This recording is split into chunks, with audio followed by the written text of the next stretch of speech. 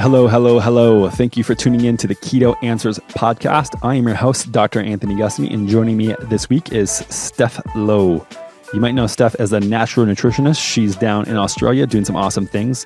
Her specialty is using a low-carb, high-fat, ketogenic type of diet with performance athletes. I don't think we've had anyone on the show talking about performance, and it's been one of the most requested things of how do you use a ketogenic diet if you're doing endurance racing, if you're doing performance-based stuff. And the first guest I wanted on when it came to that topic was Steph. So she's been working with athletes years and years and years. She is an athlete herself, and the amount of actual advice that she gives in the show is just invaluable. So if you're an athlete or if you're looking to start using performance in your life with a ketogenic diet, this is the episode to listen to. Tune in, and I hope you enjoy. Before we get to the episode, I wanted to chat about our sponsor, Perfect Keto. Perfect Keto is all about making a ketogenic diet healthy and accessible. Whether you're reading all of our online guides or articles or enjoying Perfect Keto's exogenous ketones or any other keto-friendly products, everything you need to make keto work for you is at perfectketo.com. I know what you're thinking. Hey, aren't you the founder of Perfect Keto? Yep, that's right. And all of my insanely high standards have been put into making each and every product. My background as a functional medicine clinician helps me craft the cleanest and healthiest possible products and the best information about a ketogenic diet. Head on over to perfectketo.com to learn anything you need to know about the ketogenic diet. And if you've never tried any of our products before, feel free to use the code KETOPODCAST for 20% off your first order. With that being said, let's get into the show. Steph, thanks for joining me on the show today. Thanks so much for having me. Looking forward to diving into this topic. Yeah, this is one of the things that we have not covered on the podcast so far. So thank you for bringing your expertise, and that is in basically sports nutrition and using a ketogenic diet and a low-carb diet to fuel performance. I mean, and this is one of the things that most people think that, ketogenic thing, I mean, it was developed for epilepsy, but a lot of people use it now for weight loss and things like that. But let's just dig into maybe your background a little bit as an athlete yourself. Okay, cool. So, yeah, I've got a background in triathlon. I started in, I think, 2012 and quickly moved up to doing long course triathlon. So I raced a few half Ironmans, but it was actually along the way that I guess discovered firsthand the kind of myths and misconceptions that the sports nutrition world are full of, and things like, the common gastrointestinal issues, carbohydrate loading, sports gels. And for me, it was a little bit of a personal experience, but definitely my background in sport and exercise science and nutrition that I guess led me to add on to the Natural Nutritionist so that we could start to teach athletes that there is another way. Like, you don't have to be experiencing some of the problems that I'm sure we'll talk about today, and that, you can thrive as an athlete with a lower carbohydrate, higher fat protocol. And I'm really passionate about that because I want others to not only make health a priority in their lives, but appreciate the benefits of real food and optimizing their metabolism. Got it. And so what did you experience that made you shift to this type of lifestyle? Yeah, personally, it started way back in my early years. As a teenager, I had some mental health problems and I was on the brink of being prescribed antidepressants when I actually met someone that challenged me to go gluten-free. And his theory was that that would help my moods. And this is decades ago now, before we knew anything about the gut-brain connection, before we knew about the significant problems of wheat in today's society. But I was pretty desperate at the time. I was looking down the barrel of pharmaceuticals, or I was going to make a dietary change. So I jumped in and thankfully, really was then opened, or my eyes were opened to the world of real food. And I really was able to transform my health. Personally, it was definitely a lot of the depression and anxiety that I was experiencing in my early years that I was able to address largely with real food, which I think is phenomenal and a message I definitely want to teach other people.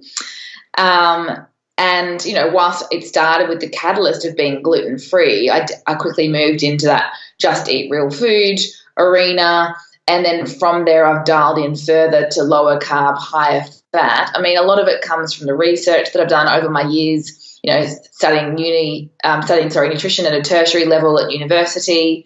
And then that sports nutrition model came from literally being almost forced to try a sports gel on a long bike ride one day and just being disgusted at how sugary and sweet they were, and setting myself a goal that I was going to develop another way. And so we've designed our own homemade gels and nutrition products, and obviously then gone on to teach athletes worldwide about the benefits of real food and LCHF. That's amazing. And so this is kind of the phase that I went through as well, that I've seen a lot of people go through, is that there's a lot of health concerns that figuring out eating real food that actually grows and doesn't, and that spoils if you don't eat it, it changes a lot. But then after that fact, tweaking a little bit to get to where you want to be with a ketogenic diet or this lifestyle is how I approached it. And it seems like it's very similar for you. Is that right? Yeah, for sure, because I also come from that food pyramid model, and in my undergrad degree in human movement, back then we're told to eat every 2 hours, and so we perpetuate that sugar-burning metabolism. And for me, I was 100% consumed by food. I didn't have a very healthy relationship with food, and having to eat every 2 hours obviously then continues that obsession about food. So for me, addressing that was a huge area. So moving into a lower carb, higher fat template was life-changing, because suddenly I was getting 5 hours or more of satiety between meals. My meal frequency was right down, and I was thriving. So, I learned firsthand that it's not about meal frequency, it's about nutrient density, and obviously balancing your blood sugar and hormones and fat burning capacity. And a lot of people will tell me the same thing. When I first meet someone and we talk about that 3 meals per day can be enough, and some people thrive on less than that, most people think I've fallen out of a tree. Like, they think I'm totally crazy. They almost, I can see them reacting and starting to stress about not being able to snack. So then I'm pretty clear to shift the education onto, we don't tell you to eat a certain number of meals. That happens by default, right? When you fix your metabolism, when your plate is built of the most nutrient-dense foods, when your blood sugar is stable, by default, you don't need to snack, and you're naturally having less meals or decreased meal frequency. So, I love when then someone gets to experience that firsthand, because they've gone from that fear of being afraid of the potential of being hungry or not being able to snack, to realizing that they don't need to be grazing all day like an animal in the field. Right. And this is one of the things too, that whenever I have somebody that, the ketogenic diet is great because it can offer so much stuff, but a lot of times people now are coming from maybe a standard American diet in joining into this keto phenomenon. And whenever they have a problem with it, say not losing weight or not having energy or trouble adapting, my first question is generally, are you eating like real high quality food sources? Because I feel like that is a precursor to be able to do a low carb, high fat diet. And is this something that you've noticed as well? Is that a lot of people still have trouble, let's say if they have pretty low quality food in a ketogenic state? Yeah, 100%. And that's why we want to start with GERF. I think it's really important to have those foundations so someone understands what they should be focusing on from a macronutrient and a micronutrient point of view. Like, you'll know this, like some people don't even know that non-starchy veggies are actually carbohydrates. So we've got to make sure we're pretty clear on the education to have those building blocks of quality as the number one priority. And then it's about the individual and what macronutrients they require. So what I mean by that is our 3 macros are carbs, fats, and proteins, and everyone will thrive on a slightly different variation or ratio of those 3. And I think what's important is that we remember that it should be individualized, and that for a lot of people, it has to happen gradually, because we know that a standard American or a standard Australian diet is sometimes upwards of 600 grams of carbohydrates a day. So that person isn't going to feel very good if they suddenly decide that 25 grams a day is the right number for them. So that's what we really try and educate at the Natural Nutritionist. Firstly, that, LCHF is a spectrum, And what you actually need depends on a number of factors, including your genetics, your current metabolic disposition, your current level of activity, how much high intensity exercise you're doing. Like it's got to be factored in from that individual scenario. But yeah, I mean, to answer your question, I think food quality first, and then we look at how to build that plate to gain the optimal level of nutrients, which then gives you the blood sugar control and the hormonal control and the fat burning, and obviously all the therapeutic benefits that ketosis can provide. Right. Yeah, I think that's a good point. What got you into working with athletes so much? Is it just your background and you being a triathlete that you wanted to help that community? I think that was definitely the catalyst, because I learned pretty quickly that I wasn't going to put myself into that box of, the refined sports gels and the pasta party and the Gatorade and so on and so forth. And so just to take a step back, this is very common for anybody who does any endurance work. And so this is like craziness, even in San Francisco, where people were always trying to do cutting edge things. When I was in my clinical practice, when I tried to get them on a ketogenic diet, because they have all of these aches and pains and everything from the high amount of inflammation they had in their body, obviously from overtraining, one of the reasons, but another reason just, I think, because their nutrition was so awful, because they had to, like you said, sometimes eat excess of 600 grams plus of carbohydrates a day. Like, what are some of the things that these common things, like the gels and the carbohydrate loading, and like you said, pasta parties, it's a kind of a funny way to put it. What type of negative consequences does that have on our metabolism long term? Yeah, I mean, great question. And this is what I think is really important for someone to understand, because we know that refined carbohydrates are obviously going to be a huge barrier to your fat burning capacity, because they're converted to sugar. And if there's circulating sugar in the bloodstream, your body will need to produce insulin to uptake the sugar into the bloodstream, into the cells, and that will shut off any fat burning capacity. So what you do is you perpetuate this sugar burning metabolism. We also know that sugar is the most inflammatory ingredient that you can put in your body. So inflammation can obviously manifest systemically. For some people, definitely it's poor exercise recovery. So they're getting like greater degree of delayed onset muscle soreness than they should experience. For others, it's these chronic inflammatory injuries like either plantar fasciitis, or maybe it's a disc problem, or it's just that injury that you're spending hundreds of dollars and hundreds of hours going to chiros or physios or osteos or whoever it might be to address. But if you're still inflamed, right, you're not going to be able to heal properly. Then we see the gastrointestinal issues. We know that a lot of people are quite sensitive to refined grains. For some, it's the gluten, and that was obviously my personal experience. For others, it's the fact that it's going to be an inflammatory trigger to the gastrointestinal tract. So that can perpetuate things like, the vogue term is leaky gut. But essentially, if we think of the analogy of the digestive tract, the outside layer is or should be like a fly screen. So if you visualize a fly screen, right, we know it's got those tiny holes, and that's intentional. So nothing gets in and nothing gets out. Gluten or refined grains or refined foods that have inflammatory seed oils and who knows what else cause tears in that fly screen, right? So what happens in the GI tract is that food particles can get out. So then we start to see things like low energy, right, because we're not absorbing our food. We also see that manifest on blood tests with nutrient deficiencies if it goes on too long. But then the inflammatory cascade is triggered, so that can affect things like the brain, right? Because we know the vagus nerve attaches the gut to the brain. It's like an information superhighway.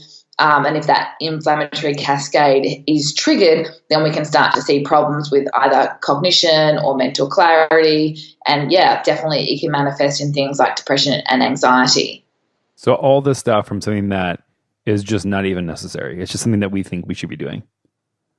Absolutely. Like we know that the food pyramid's funded by the agricultural industry, and it's the same in the sports nutrition model. Like it's just kind of gone downstream in terms of where the education started. But the other thing to think about, especially in the endurance space, is to look at the research studies. So, times are changing now, but the vast majority of the studies that have been conducted over the last couple of decades in endurance athletes have been conducted by those who are carbohydrate proponents. So unfortunately, we know there's always a degree of research bias.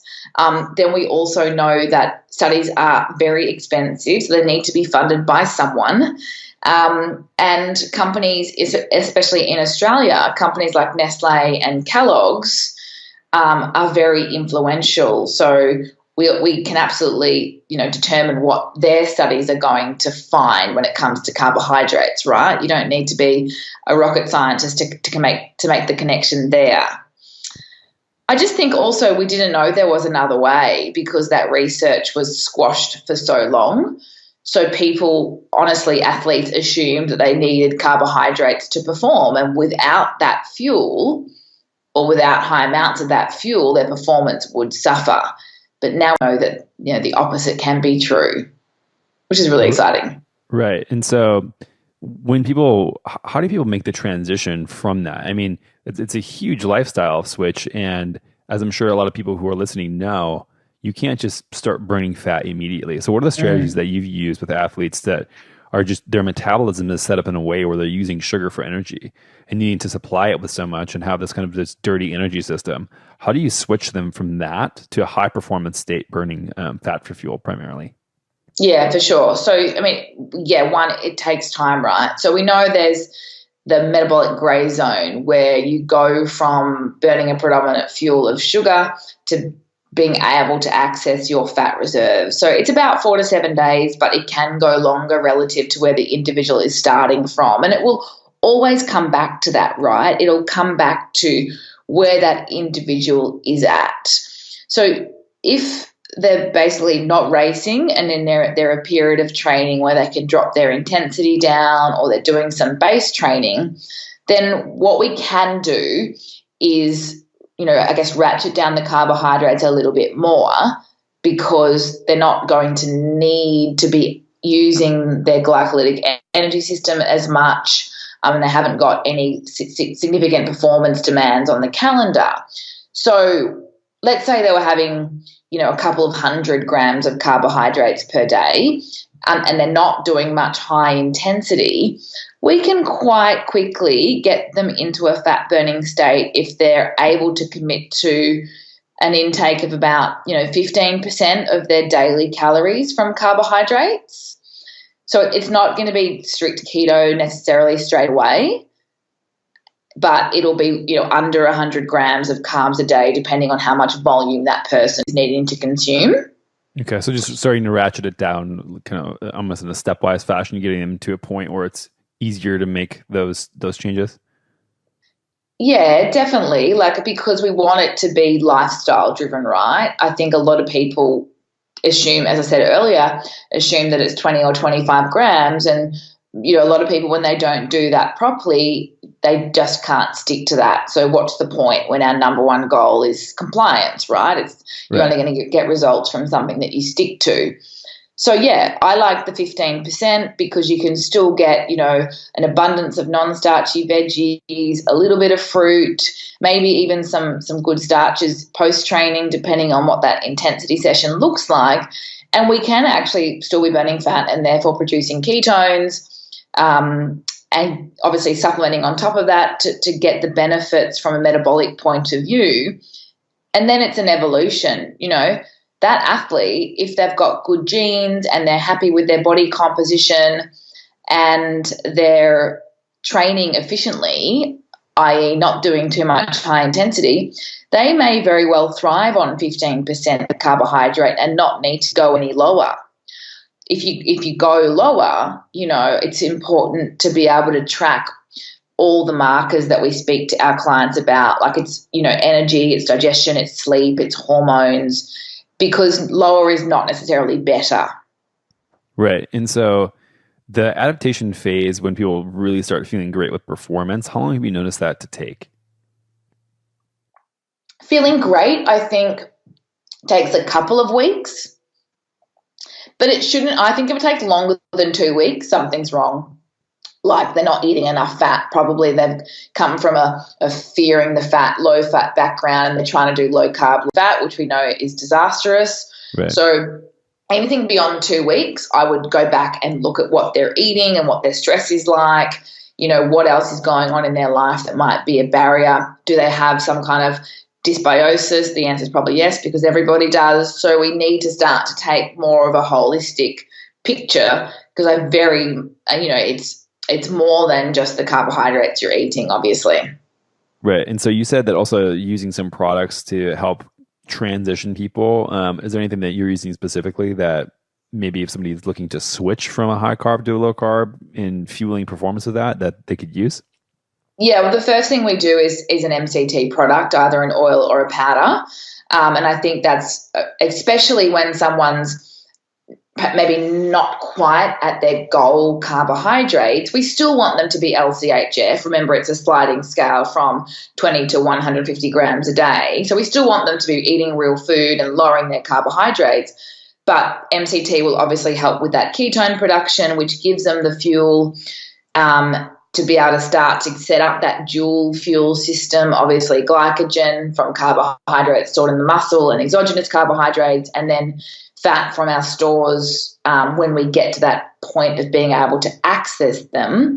But, I mean, as you know, MCTs have so many other benefits. So it's great for mental clarity and cognition for those athletes that have got a day job as well to try and get to after a long session, and great for helping them with their satiety while they're trying to get their meals right, to be able to easily get 5 or more hours out of their main meals.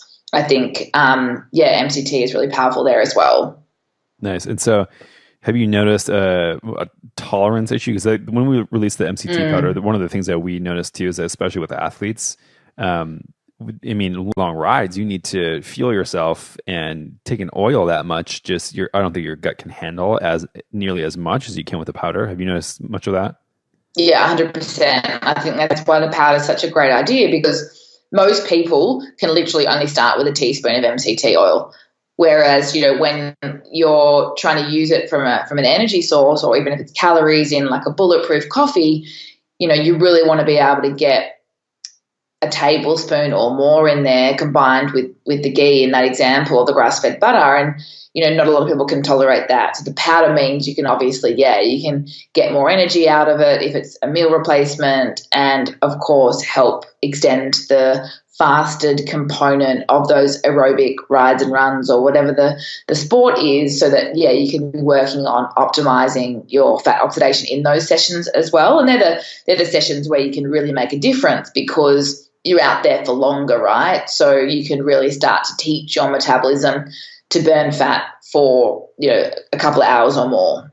Right. And so one of the things you noticed, or that you mentioned as well, is that, having this sort of dual fuel system, have you noticed that people who, train more and harder generally have the ability to utilize more carbohydrates? Like, this is one of the things too, that when I'm doing much heavier lifting, for example, I'm able to have more carbohydrates and more protein in my diet, and keeping the state of ketosis for myself at a much similar part as if I would just to be pretty much non-active. Do you finding the same thing?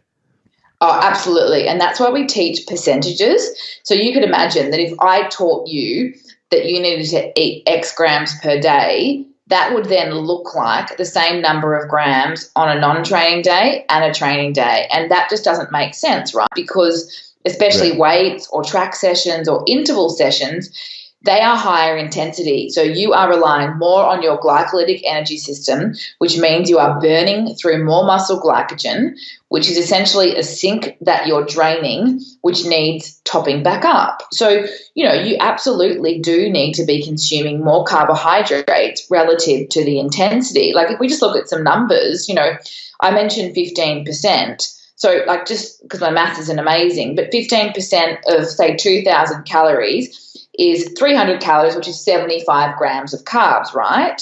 And then we look at 15% of 3,000 calories, 450 calories, which is 112 grams of carbs. So, you might oscillate between those two numbers, 75 grams on a rest day, over 100 on a training day.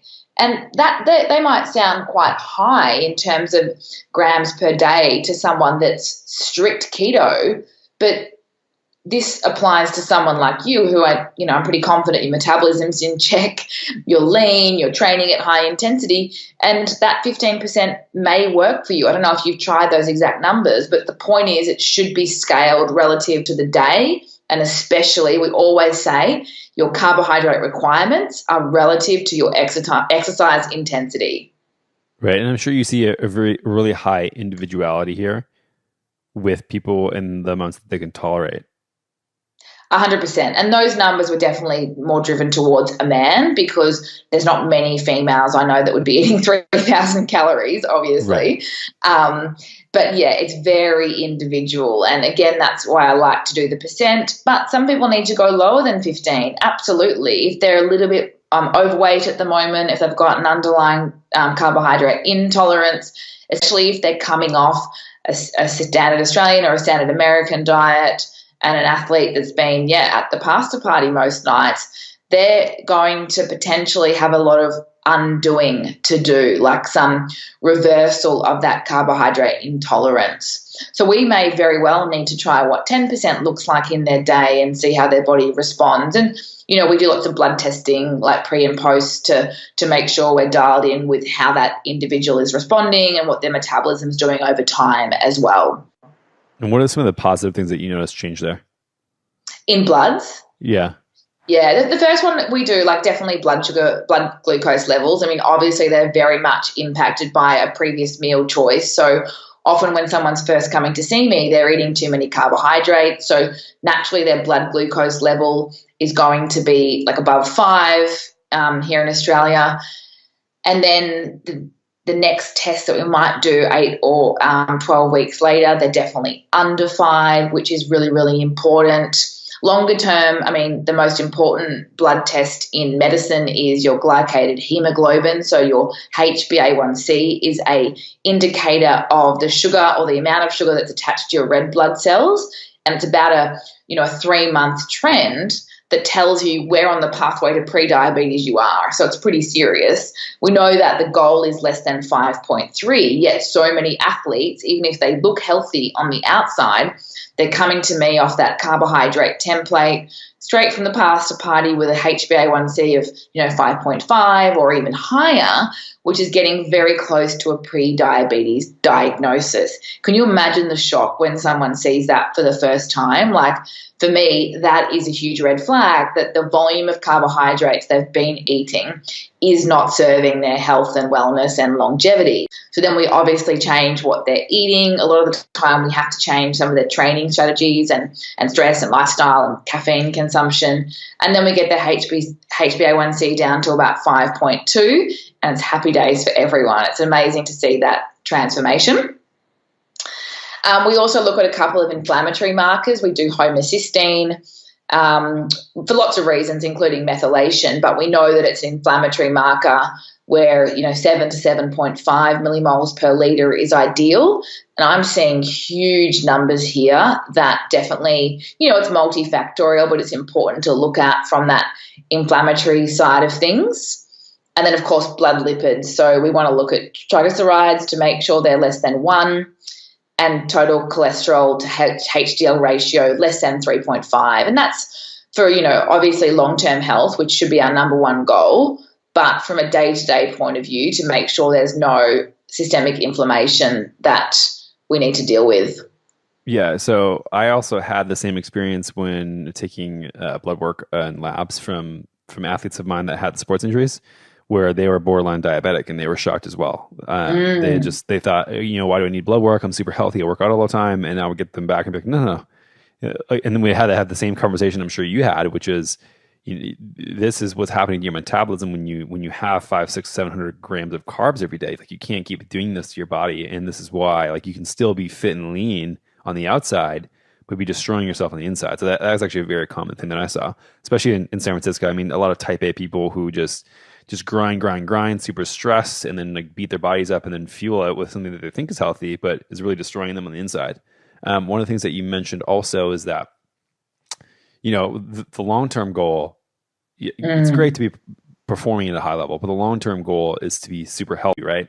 And so is there other symptoms that you're noticing from these people that you're working with from an athletic standpoint? clear up other than performance improving? Like what are the things that are you noticing from them switching to this type of lifestyle that they're noticing improvement in? Yeah, gosh, there's so many. The big one I think is definitely working on their guts. Like we get a lot of athletes with a long history of gastrointestinal issues, and again, multifactorial, but we know a big culprit is fructose. And, we're lucky in Australia, we don't have any high fructose corn syrup, but we still have a lot of sports nutrition products that contain fructose, or people, their brands now greenwashing with things like apple juice concentrate, which we know is 65% fructose, or they put sucrose on the label, again, 50% fructose. So that sugar is very inflammatory. So that's the cascade that I spoke about before with many systemic impacts. But we also know that fructose causes a lot of water to be drawn into the gut, which has to go somewhere, and usually it's out the other end in the form of diarrhea. So there are so many athletes that think that their bowel habits are just part of sport or what they have to put up with, or they've almost kind of rationalized it to be normal, when really a lot of it has to do with the high amounts of fructose they're consuming, not only day to day, but definitely during their sessions. So what we do is a lot of education around real food sports nutrition, and obviously there's now an abundance of products that we can start to use. I mean, of course, homemade's amazing, but not everyone wants to cross that bridge. But we're lucky that we've got access to products that are, quote unquote clean and fructose free, so we can get rid of this gastrointestinal distress that for some people is their absolute undoing. They spend 16 weeks training for an Ironman only to be, in the bushes with their pants around their ankles for most of the race. Like, it's so tragic that their race could be ruined by that when it's totally avoidable. Yeah, it doesn't sound like a good place to be. That's for sure. No way. Are you using any other strategies besides just nutrition? Like, what about, like, are you doing fasting, which is just like lack of nutrition, I suppose, or any stress management, sleep techniques, lifestyle stuff? Yeah, so we do all of it. So it's a great conversation to have because, again, I think it needs to be holistic. I think, GERF and LCHF is a good catalyst for someone. It's a great starting point, especially being so vogue at the moment in the health world. But we've got to make sure we're building the foundations of the house, so to speak. So fasting's a great one because, as you would know firsthand, it is a really great way to speed up the development of an efficient metabolism because in the absence of food, you obviously haven't got circulating glucose to burn, so your body is encouraged to tap into those fat stores.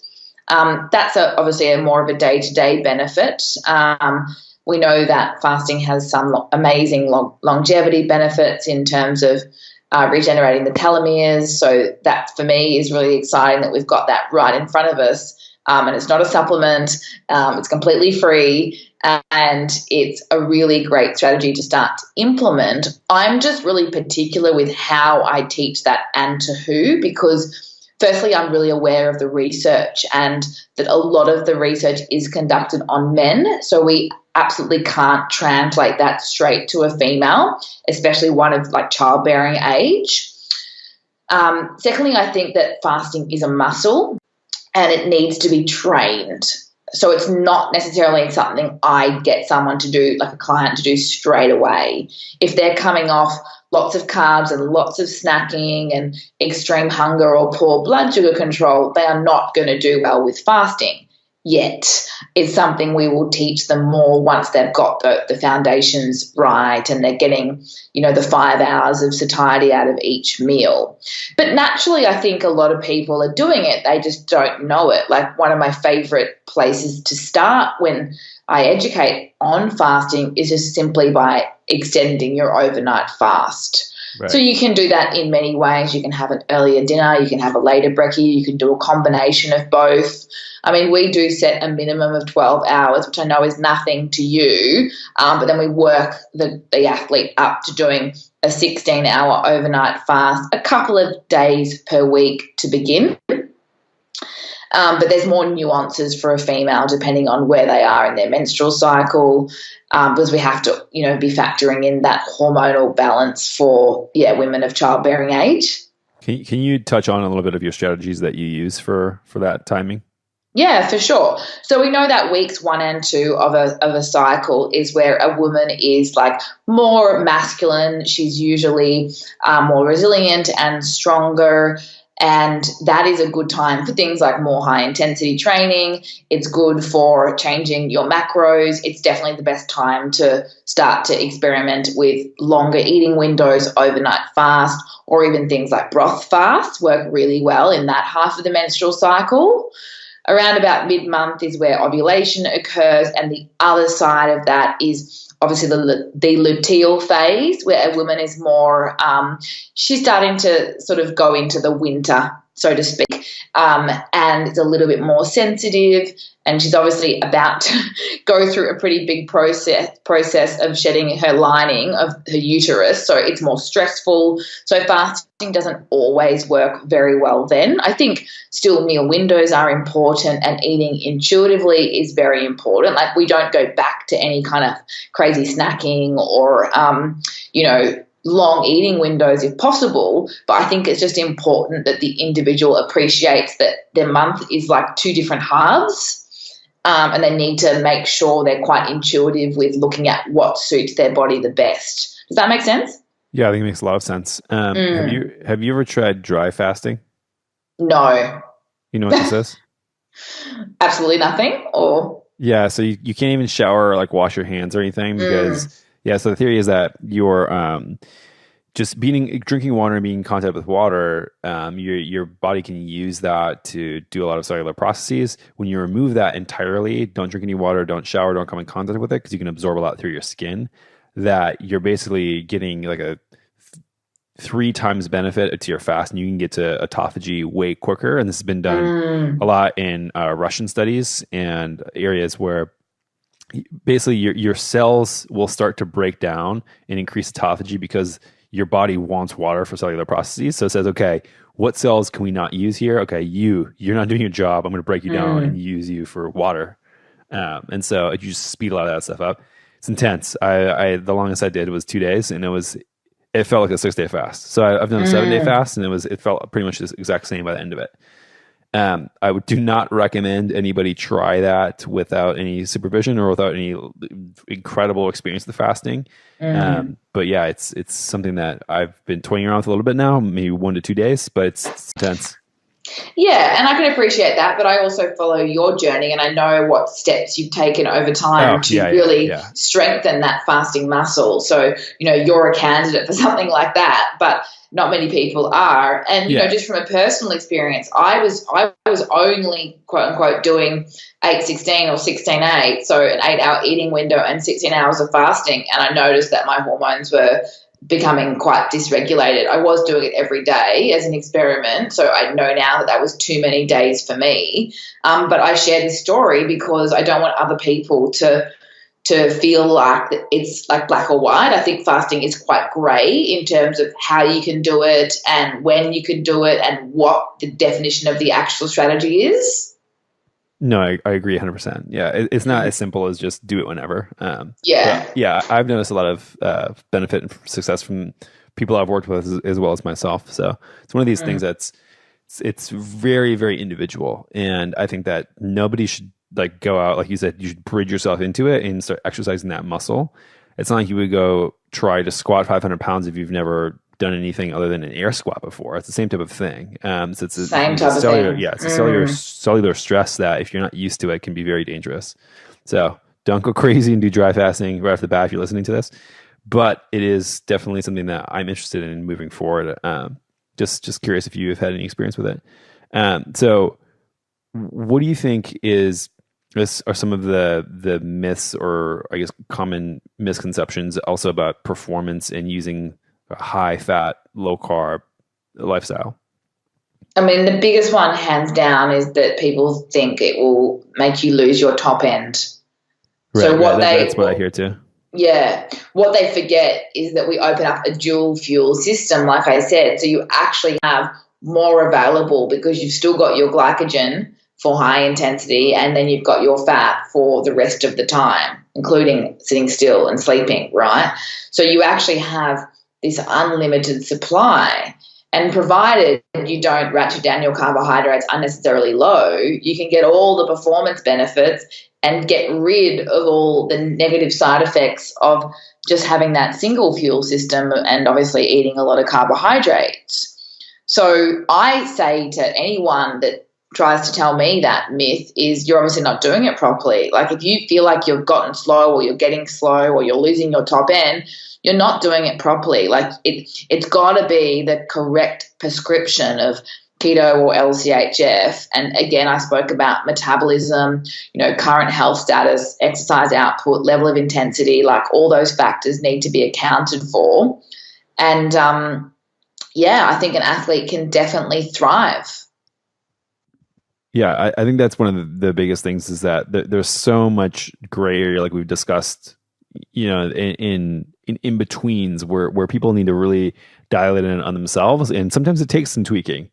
I mean, I certainly didn't get to where I am now. I feel like I'm probably not at an end point, and I have a lot more work to do in my nutritional strategies. But there's a lot of testing in yourself, and I think that's one of the most important things that people in this space really just want. They want a macro calculator for them to just know exactly what to eat, and they want an app to figure out what portion sizes they should have. It's like a lot of times this stuff is very individual, and you can't just generalize everything and give general recommendations.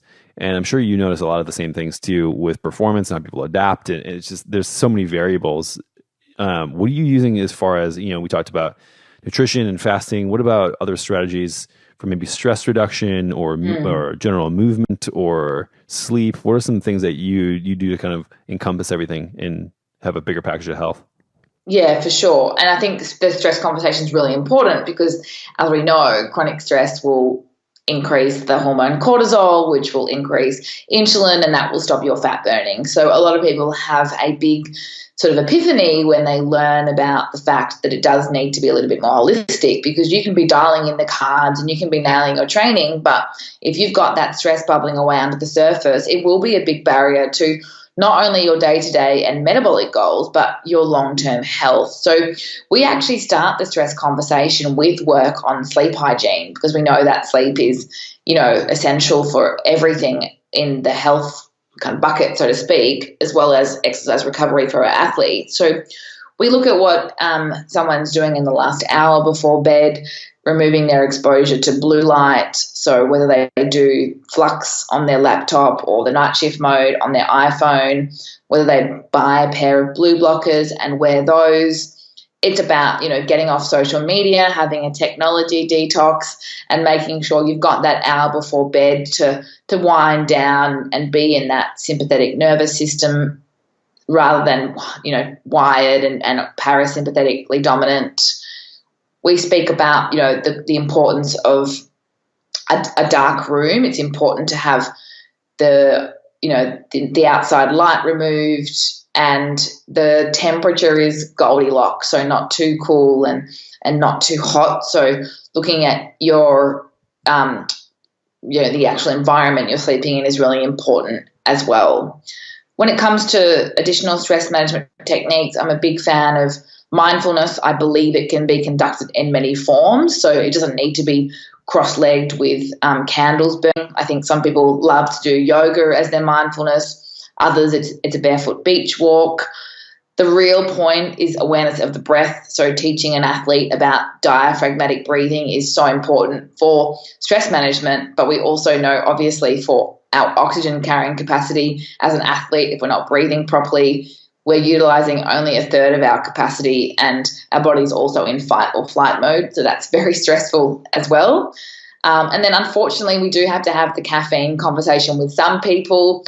I love coffee. I think 1 or 2 a day is a general recommendation, as you say, but a lot of people think they're only having 3, which is 6 cups, which is probably about 500 milligrams of caffeine, which is too much for some people. So right. we do need to go there, which not everyone wants to hear.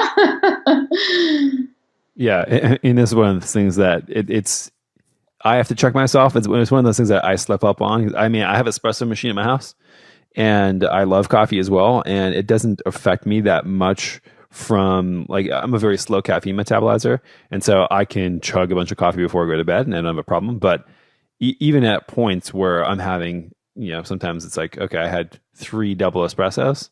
Probably not a good idea. Like that's just something that I don't think anybody needs that much. Like, yeah, I mean, it's a lot. Yeah, this is amazing. So you obviously have a very comprehensive strategy on health, and you catalog a lot of this on your website. Can you just mention a little bit about that and the work you're doing there? Yeah, thank you so much. So my main online hub is the Natural Nutritionist.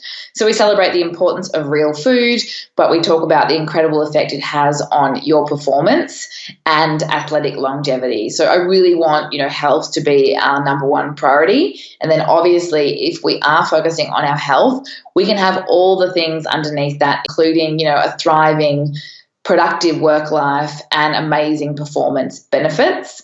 I've just launched a new program called LCHF Endurance. So it's for endurance athletes to learn how to become a real food fat adapted athlete. That's over at lchfendurance.com.au, and the social media handles are all LCHF Endurance. And so I'd love for anyone that is an endurance athlete that wants to learn more about real food, but all the strategies that you and I have spoken about today, we teach you those over a 12-week journey. And you can start anytime. Got it. I did not know you have done that. So thank you for finally providing something I can refer people to, because it's a lot of like, whenever I do it now that I'm not in practice day to day, it's okay, let me cobble up a bunch of articles from bunch of different places and send people to, and then they have even more questions for me afterwards. So thank you for that. You're very welcome. And this is what we find. Like, it's, again, in the space, there's so much information, right? And, like, I think of an example where someone might say to you, it's the antimicrobial oregano oil is great to treat dysbiosis. And then they don't even know where to buy it, how much to use, how to take it. And it's the same in the endurance space. It's great. Oh, yeah, fasting's good. And LCHF is good, and you should be trying to reduce your intake of fructose. But what we miss is then the actual practical information. And that's what I think I definitely excel in. Like, I don't give anyone advice that I don't think they'll be able to achieve, because my number one goal is compliance. So, if I had you as a client, Anthony, like, I'd give you very different advice than someone that's just coming off a standard American diet. But it's the detail. It's the actual education that means they know how to implement it, and it's forever, right? So it's a lifestyle change, which I'm so passionate about. Yeah, well, me too. Keep it up. It's awesome work. So Natural Nutritionist, the Natural Nutritionist, I think on everything, right? Yeah, amazing. Yeah, Instagram, Facebook. Definitely come in, give me a like or a follow. I'd love to connect with you guys. And if you have any questions, please do reach out, because I'd absolutely love to help. All right. Well, thank you so much. It's been an absolute pleasure. Thanks for having me on the show. All right, we'll chat soon. All right, everyone. Thanks for listening to another episode of the Keto Answers podcast. I hope you enjoyed it, but even if you didn't, I would love a review. Just go over to iTunes, wherever you listen to your podcast, and pop in a review so we can get found by more people, get better guests, and have the information that you need. So please go to iTunes, wherever you listen to your podcast, and leave us a review. And if you're new to keto, head on over to perfectketo.com/podcast and enter your email for all our top tips and guides on getting started with the ketogenic diet. Thanks, and we'll see you next time.